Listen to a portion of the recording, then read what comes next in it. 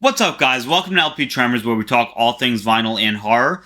And I want to welcome you all to this little special episode where I will be talking about classic rock debuts. So, pretty much those bands that came out in maybe the 60s, 70s, maybe a little bit before that. Those bands that really set the grounds for what we know as rock or hard rock, even metal, whatever.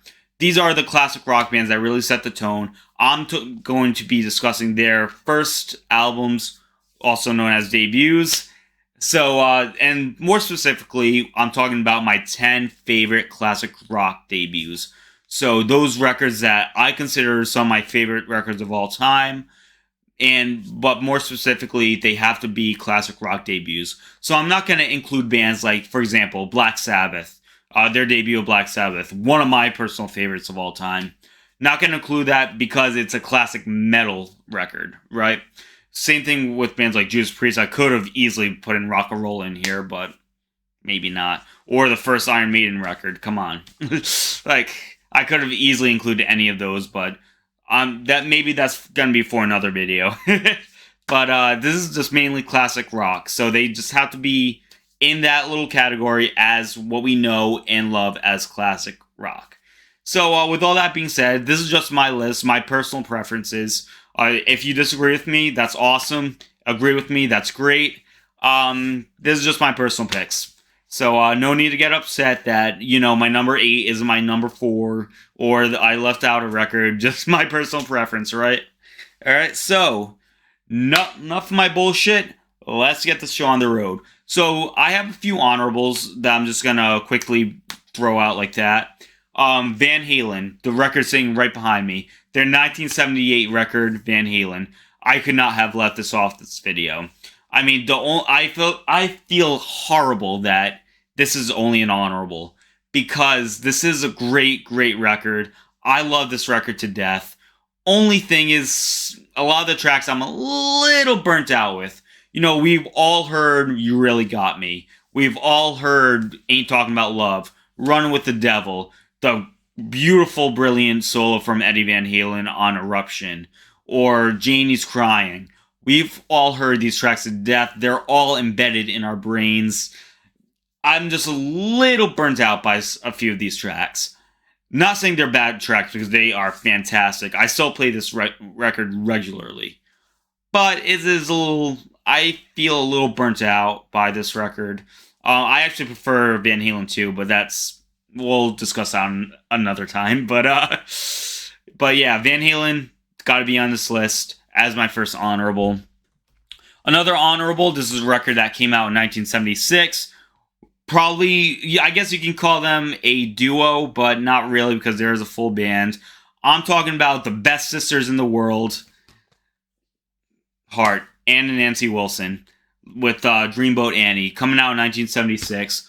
Love this record. It's so beautiful. The vocal harmonies, the guitar work, all stellar. You have amazing tracks like Crazy on You and Magic Man. Tracks, again, we've probably heard a million times, but for some reason, I still can't get tired of those two tracks. They're so good. And you have the beautiful title track, Dreamboat Annie, on here. Great stuff. Wild Lightning and Wine, awesome. Sing Child, How Deep It Goes, really awesome stuff. It's a must. It's got to be a must. Heart with Dreamboat Annie, come out in 1976. Great record. Could not have ignored it. There you go. How badass is it that MC5 has a live record as a debut? So this is Kick Out the Jams, coming out in 1969. And my God, what a debut. One of my favorite live records of all time, and definitely one of my favorite debuts of all time. I mean, Wayne Kramer on guitar. Brilliant, brilliant, brilliant. You have Rob Tyner on vocals. Beautiful vocalist. It's so psychedelic. It's definitely defines what proto-punk is. It's definitely an early punk record, if you were to ask me. Love this record to death. I mean, Kick Out the Jams, motherfuckers. That perfectly sets up the tone for this record. I mean, it kicks off with Ramblin' Rose. Beautiful songs. So psychedelic. So out there. Love that track to death. You have I Want You Right Now. You have Starship to end the record. Great record from the MC5. Oh my god, I couldn't have asked for anything better. There you go. MC5 with Kick Out the Jams. I would have been a fool to ignore this artist. He is rock and roll. He is the one who set the ground for everything to come. I couldn't have ignored Elvis Presley with his debut Elvis Presley from 1956. So awesome. This is actually my favorite Elvis record, to be honest with you. I love me some Elvis. What can I say? You have Blue Suede Shoes on here. Stone Cold classic. You have Money Honey. You have Tutti Frutti. Such a great old school classic rock record. Love this record to death. It's so raw. It's so dirty. Love me some Elvis Presley. There you go. And I'm assuming because of the movie, his records are making a killing right now. So expect a bunch of represses from Elvis Presley. Like a lot of this stuff is going to be very, very easy to find. Not saying this record isn't. I mean, it has been repressed a million times, but I'm talking about his other stuff. Just because of the movie, I feel like Elvis records are going to be thrown out there left and right. So be ready for something like that. So Elvis Presley, there you go. Had to include it. And for my last honorable mention... Actually, I'm sorry, I have two more. I mean, this is a psychedelic masterpiece.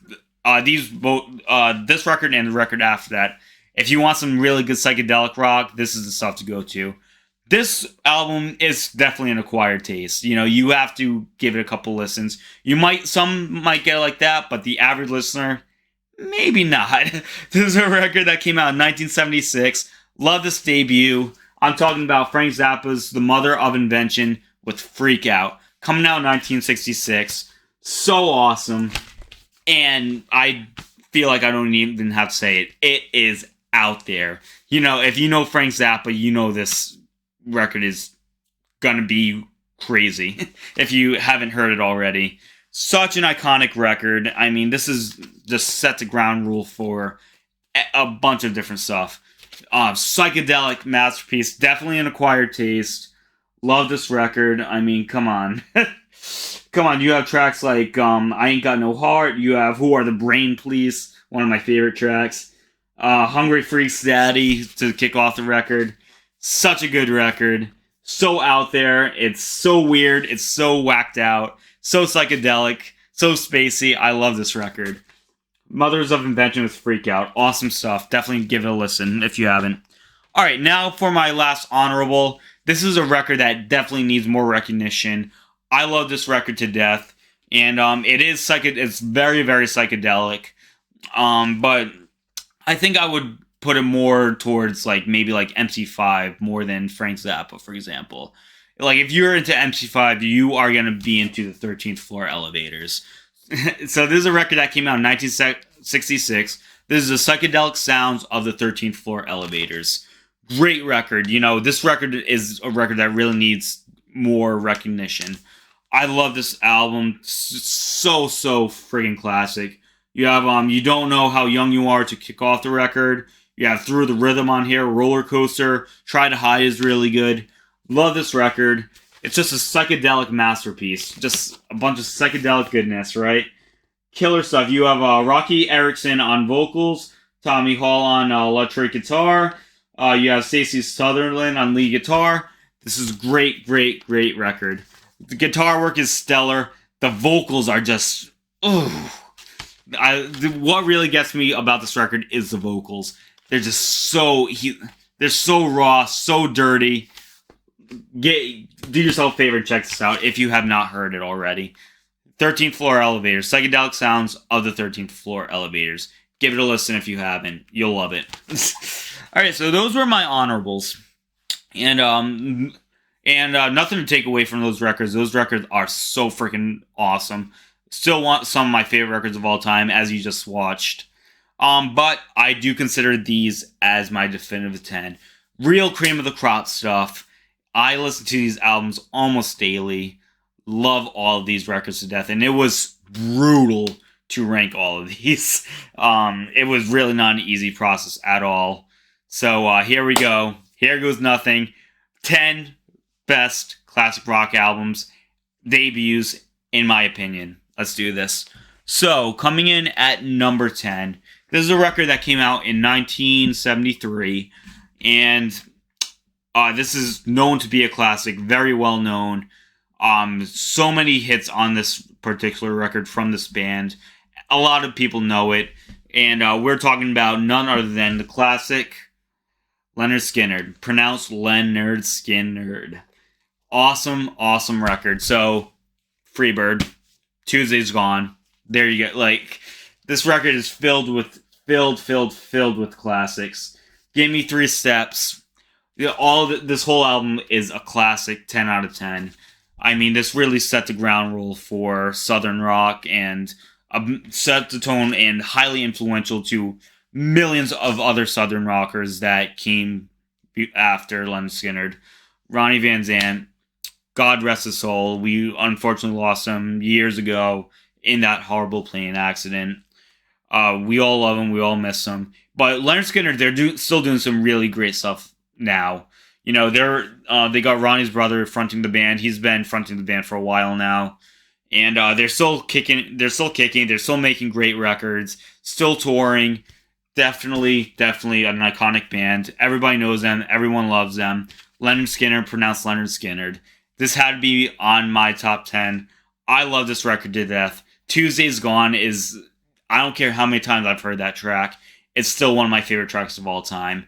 And it definitely brings a tear to my eyes.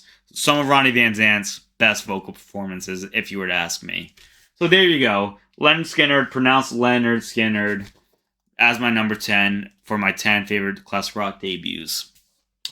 So, coming in at number 9, and this is a record that, I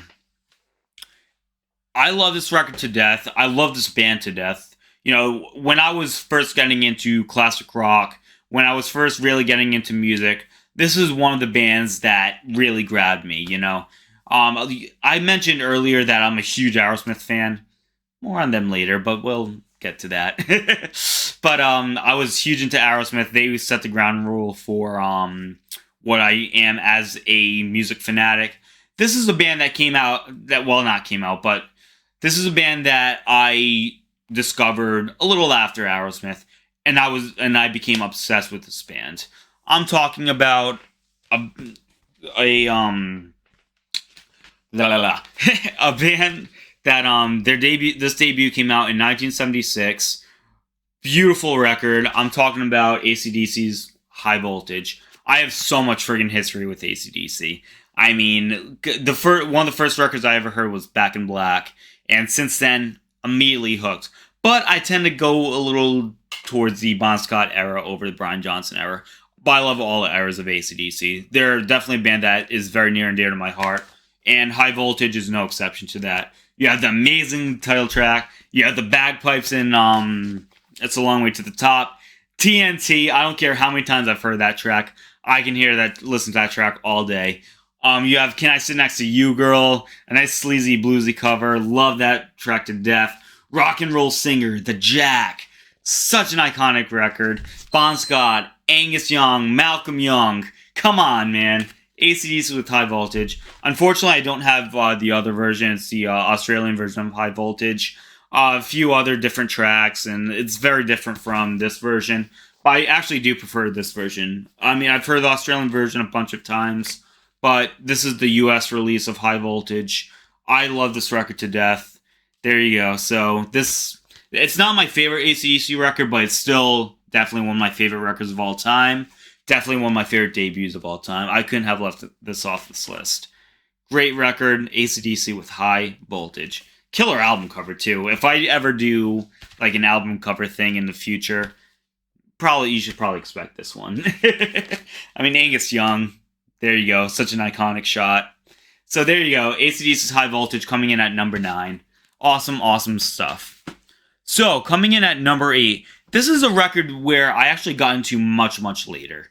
Well, I should say much later. You know, when I was really getting into music, I was listening to Aerosmith, I was listening to AC/DC, a little bit later with like Iron Maiden and the heavier stuff. This is a particular band. They're iconic classic rock bands.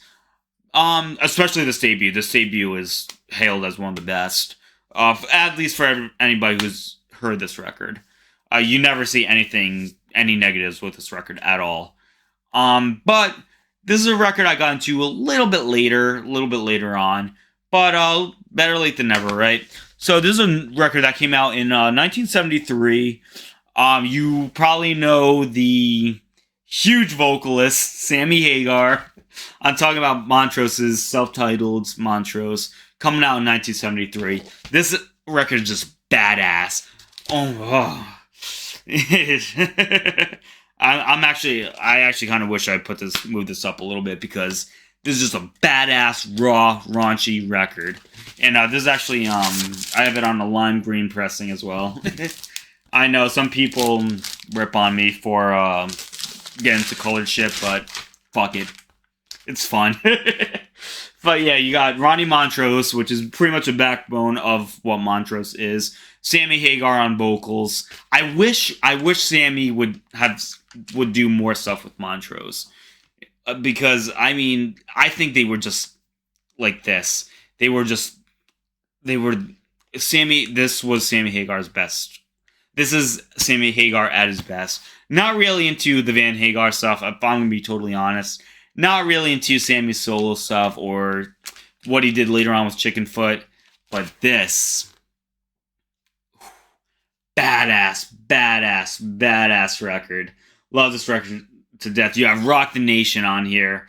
You have One Thing on My Mind, Good Rockin' Tonight, Bad Motor Shooter. Oh, love this record. Montrose, with the self-titled Montrose, coming in as my number 8. Sorry, my number 8. Sorry, I lost track for a second. But Montrose, self-titled. What else can be said? Guitar work, stellar. Sammy Hagar sounds fire on this record. Vocally, genius. Best Sammy Hagar has ever sounded. Definitely give this one a shot if you haven't heard it yet. Montrose with Montrose from 1973. Great stuff. So coming in at number, I'm fucking losing track. It's number 7.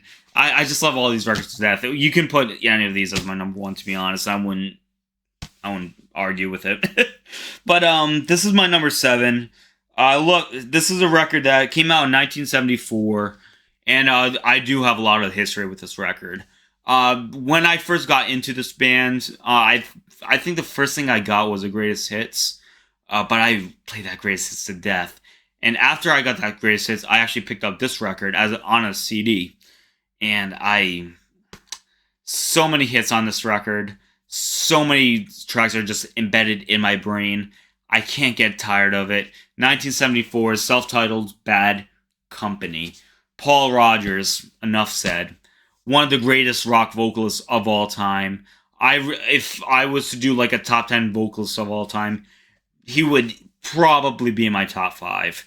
I love Paul Rodgers. Beautiful vocalist. And to tell you the truth, this is just a great fucking band.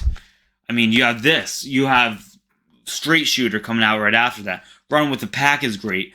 Fucking even like the stuff after Paul Rodgers, great stuff. I love Bad Company, but the Paul Rodgers era is where it's at. But you have the classic tracks like Can't Get Enough to kick off the record, banger of a song. You have Rocksteady on here, Ready for Love, the beautiful title track that Five Finger Death Punch had to fucking butcher. Fucking hate that band. But Bad Company, that title track kicks so much ass. Moving On, a nice bluesy hard rock number. Love it. Don't Let Me Down, Seagull. Oh god, The Way I Choose. Love this record to death. This is an absolute must. If you are just getting into classic rock, you gotta get this record. Paul Rodgers will blow your freaking mind. Great album from Bad Company, with self-titled Bad Company, coming out in 1974. And it still sounds fresh. Good stuff. Amazing stuff. Bad Company. So yeah, that is my number 6. So now this is actually no. I'm sorry guys, I keep losing track. That was my number 7. I'm sorry. Notice I've been working all day. But yeah, so that was my number 7, Bad Company. And coming in as my number 6. Now this is, I mentioned before, I'm just gonna show the record. Aerosmith, 1973, coming in as my number 6. Not my favorite Aerosmith record of all. Not my favorite Aerosmith record. To tell you the truth, this is actually, in my opinion, the weakest of the 70s catalog. But this is still a killer debut. I mean, Dream On. I am personally burnt out by that track, but it's still, I still recognize it as a great freaking track. But the deep cuts on here is what makes it. And speaking of makes it, make it. You have Make It on here to open up the record. Killer stuff. Somebody, I find it to be like a proto-punk track, if you were to ask me. Has like this punky edge to it. Punky bluesy edge to it. So good. You have Mama Kin on here, another big hit. Moving Out. Oh my god. Walking the Dog to close this record as a cover. So awesome. Still, I know people have issues with how this record is produced. Rightfully so. I mean, it's a little flat. I get it, but it's still great. And another critique on this record that we hear a lot is Steven Tyler's vocals. In my opinion, sometimes it works, sometimes it doesn't. But it doesn't. Even the tracks where it doesn't work, those tracks are still great. Joe Perry, Brad Whitford, Joey Kramer, and Tom Hamilton, and Steven Tyler. Great debut from the Bad Boys of Boston. One of the biggest rock bands of all time. This is where it started with them. 1973's Aerosmith. What else can be said? There you go. Killer record. Now we are in the top 5. See, I got that right this time. So, this is the top 5. This is a real cream of the crop stuff. Stuff I really cannot live without. A lot of these records, probably all of these records, are Desert Island records for me. Favorite classic rock debuts. This is my top 5. Starting at 5, we have a record that came out in 1967, and this record is hailed as one of the giants. One of the greatest frontmen of all time, one of the greatest bands of all time of the 60s. I'm talking about none other than The Doors. With their self-titled record, The Doors. Coming out in 1967, like I said. Jim Morrison. Done. Jim Morrison, probably in the runs, in my opinion, as one of the greatest songwriters of all time. Not only in classic rock, but in general. Jim Morrison, I mean, he's known to be that legend. He's unfortunately in that 27 club. We unfortunately lost him at an extremely young age, but he is still a fucking legend. And this record still sounds fresher than it's ever sounded, ever. I mean, you have the big hits like Break On Through was on here. I mean, everybody knows that track. Even tracks like Light My Fire. Everybody knows Light My Fire. You have Soul Kitchen on here. You have the Crystal Ship, which is actually one of my favorite Doors tracks. Crystal Ship, so good. The beautiful, haunting The End to close out the record. I love this record to death. Each track is like a 50 out of 10. I love this record to death. Hailed as one of the best, and rightfully so. Don't get tired of this record at all. Like I said, Jim Morrison is what makes this record, and what makes The Doors in general. Rest in paradise, Jimmy. The Doors, 1967 debut, as my number 5. There you go. Coming in at my number 4, another record that came out in 1967, and another frontman that we unfortunately lost a long time ago, and that is a part of that 27 club. Jimi Hendrix Experience. Are you experienced? Classic. Classic. Enough said, right? I mean, the guitar work, stellar. One of the best trios of all time. I mean, come on. You got Purple Haze, huge hit. Manic Depression, like this disgustingly psychedelic banger. You have Fire on here. Hey Joe. I don't care how many times I've heard Hey Joe. You can play that track on repeat. One of my favorite covers of all time. That track just makes this record.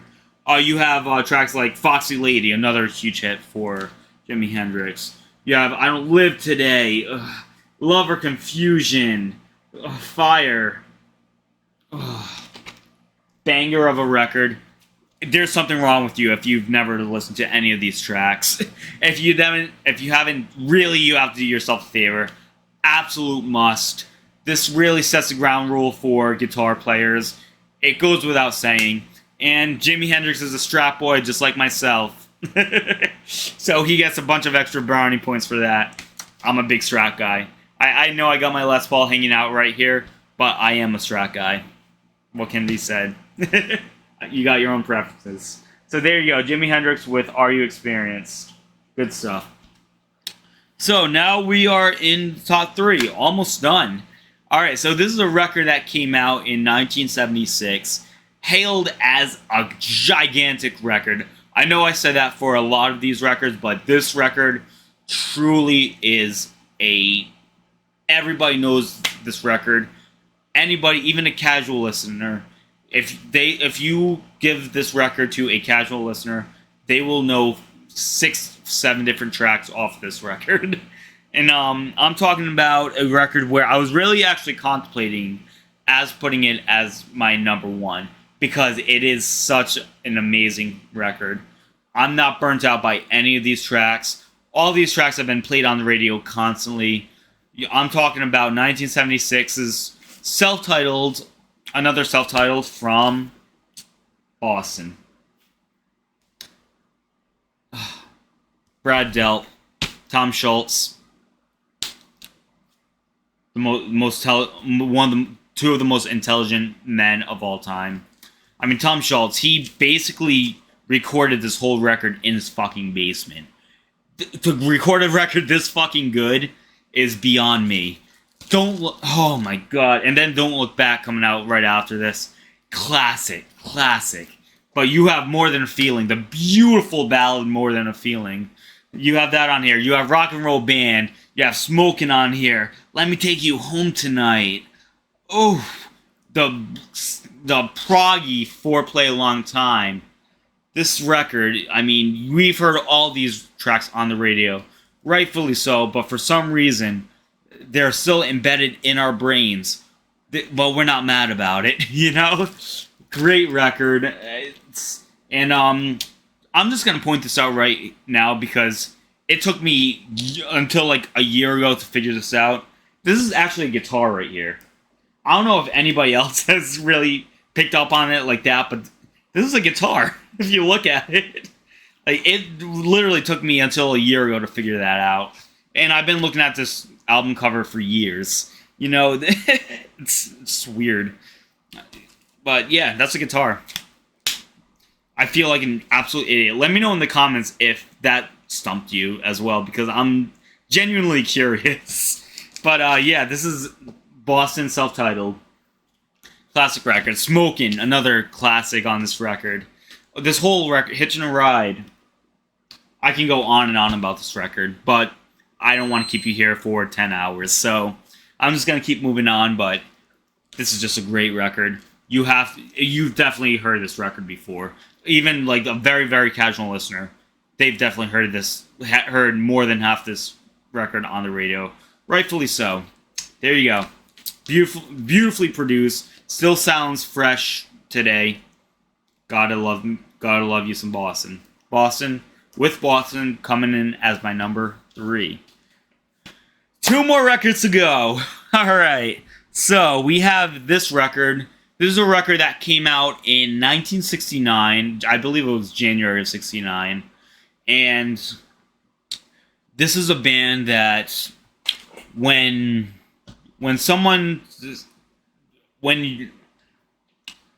do I put this? Alright, so if you go up to somebody and say, hey, name 3 classic rock bands, you'll probably hear Pink Floyd. You'll probably hear the Beatles. You will also probably hear Led Zeppelin. Led Zeppelin with the self-titled Led Zeppelin or Led Zeppelin 1. Come on. I know a lot of these tracks are covers, but Led Zeppelin really, really made it into their own. Robert Plant, Jimmy Page, John Paul Jones, and John fucking Bonham. the real backbone of Led Zeppelin. Love fucking John Bonham.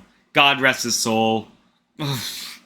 I mean, you have I Can't Quit You, Babe on here. You Shook Me. The creepy, haunting, Dazed and Confused on here. You have Communication Breakdown, a psychedelic madness of a track. I mean, Good Times, Bad Times. This is actually...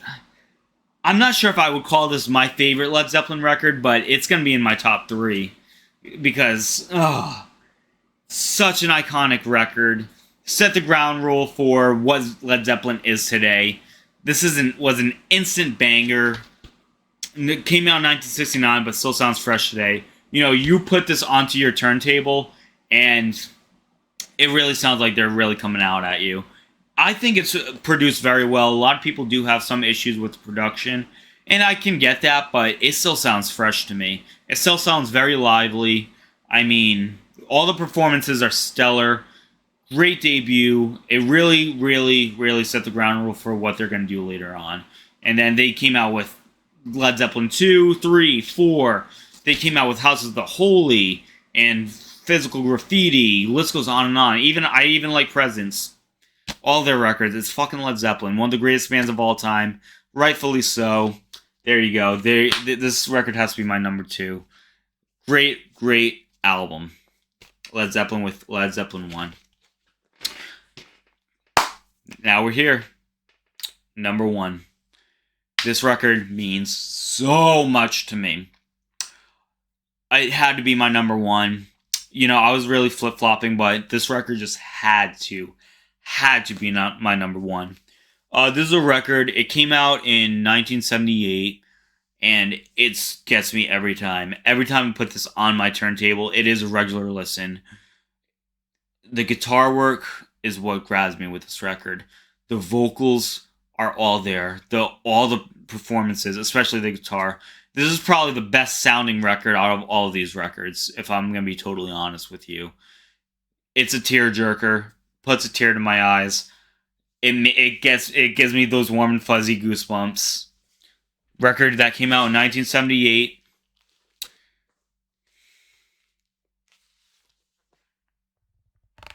Dire Straits. With the self-titled Dire Straits. Mark Knopfler. David Knopfler. Phil Withers. John Illsley. Down on the Waterline. Sultans of fucking Swing. The guitar work, and from Mark's vocals. I love this record.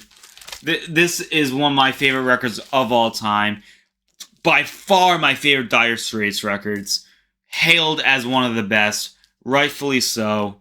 The guitar. I'm telling you, if you are a guitar player, you need this fucking record. Come on.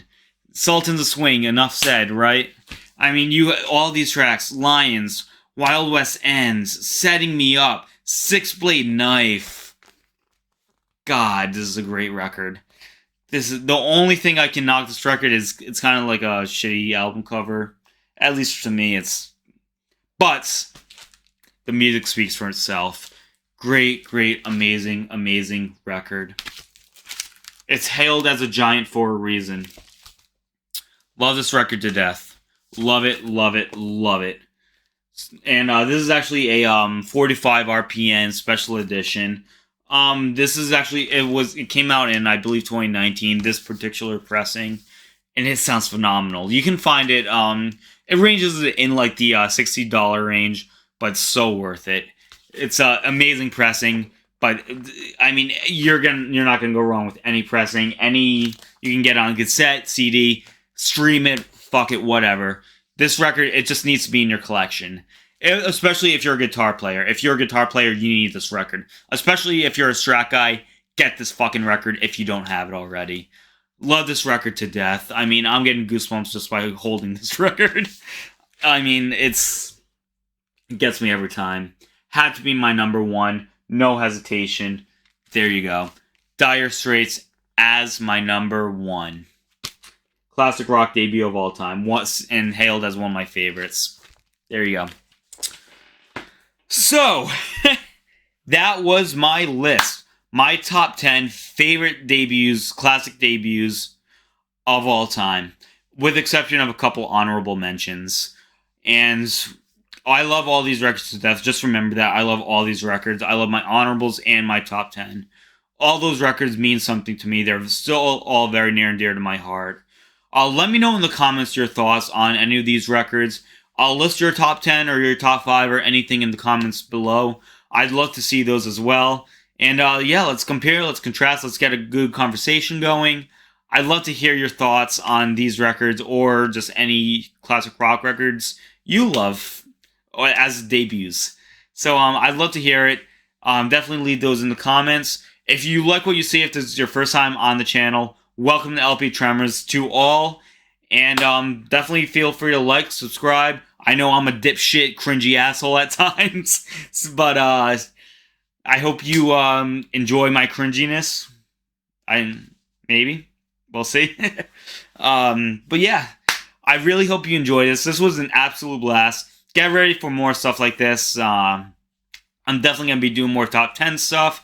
I want to do more rankings in the near future. I got a lot of collaborations coming up as well. We're doing, for example, we also do horror on this channel. If you do not know, we're doing a Friday the 13th collaboration with me and 3 other guys. That's gonna be an absolute blast.